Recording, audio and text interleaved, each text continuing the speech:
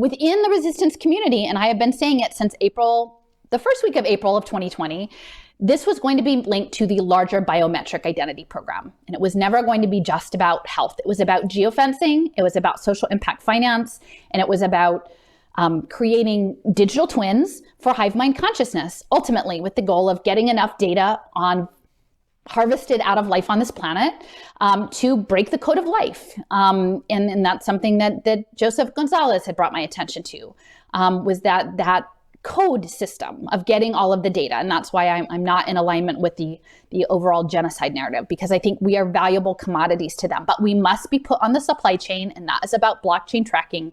And it's not simply about a vaccine passport. It was never about a vaccine passport. It was about the biometric blockchain identity. And you can see that on the right in the COVID Credentials Initiative, which I added early on in this process, that Learning Economy Foundation, which is, before the pandemic, I felt that learning economy was going to be the entry point, was transcripts.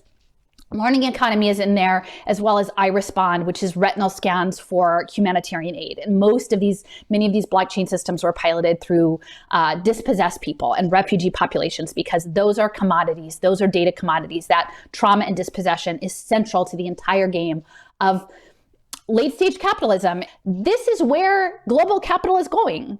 And, I'm just saying it because that is the logic. And we can see the logic being built out by BlackRock, by the central banking systems, and it's all going to run through the biometric identity. But to limit the narrative to it being a vaccine pass, I think at this stage of the game is not helpful, because people need to understand that it's much bigger. And if we expanded it beyond vaccine language, we could actually bring in many more people who are in different silos right now over the health issue.